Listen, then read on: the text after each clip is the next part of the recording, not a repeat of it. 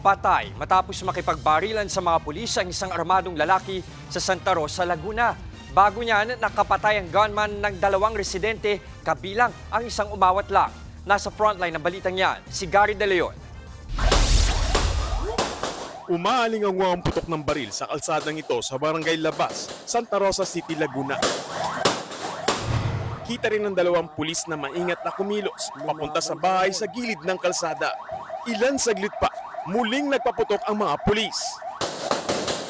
Napatay nila ang isang armadong lalaki na si alias Nestor.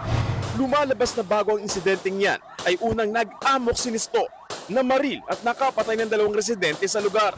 Ang isa sa mga biktima naiwan pang nakaandusay sa kalsada bago rumusponde ang mga pulis. Sa inisyal na investigasyon, lumalabas na walang habas niyang binaril ang isang residenteng si Victor.